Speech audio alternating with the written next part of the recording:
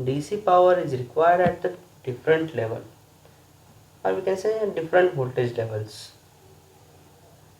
Unregulated DC voltage to regulated DC voltage. It is used for unregulated DC voltage to convert it into regulated or variable DC voltage. What is its functions? To reduce AC voltage ripple on DC output voltage, and also it protects supply system and input source.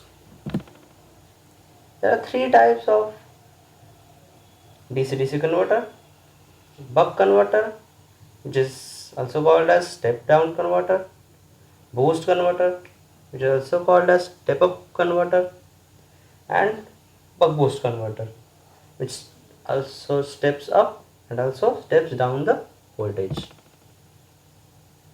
But all of these three are non-isolated converters, and which is its limitation. So input and output not greatly different. As mentioned, there is no isolation between input and output. So, and no multiple output capability.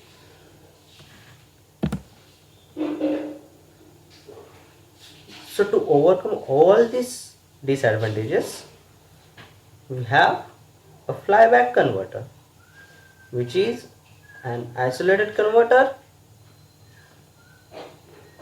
It can give significantly different outputs with a single input.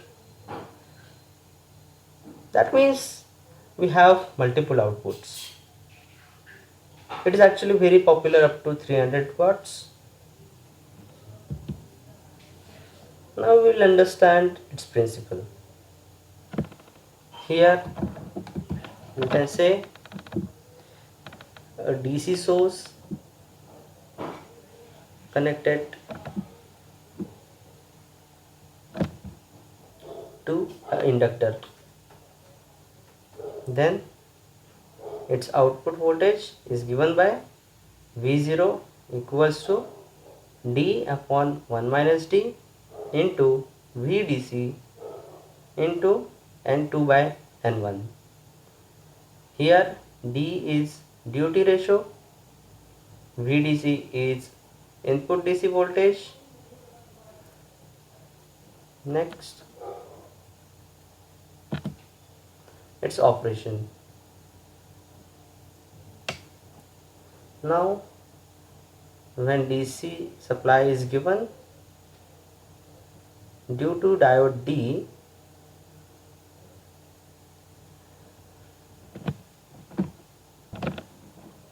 so when this switch S is on, this inductor gets charged and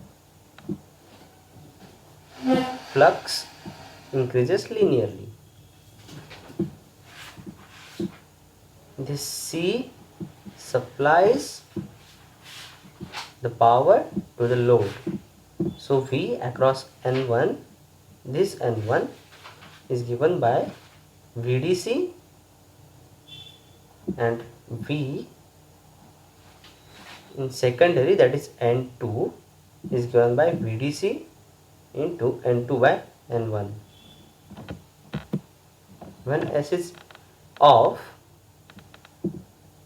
phi in the core must be continuous. To keep this continuous, I2 will flow in secondary such a way direction of phi due to I1 is same. Next, I2 enters the dot, this dot, in secondary. Stored energy in this inductor is transferred to the load. I2 may not become 0. So phi is continuous and unidirectional. So simple advantages of this flyback converters are simplest isolated topology. As we explained earlier, flyback converter is an isolated converter. Input and output grounds are isolated. Least number of power components, that is 4. Multiple outputs are possible. So here we can see that if we connect same kind of circuit over here, then we can have number of outputs. Does not need a separate output inductor, as it is needed in the buck boost and boost converter. Disadvantages are high output ripple current, high input ripple current, and high voltage and current stress. Applications where it is used: in low cost multiple output power supplies, low power switch mode power supplies, nothing but SMPS.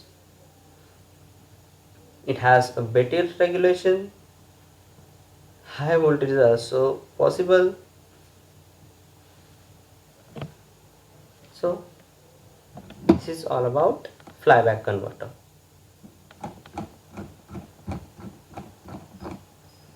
Thank you.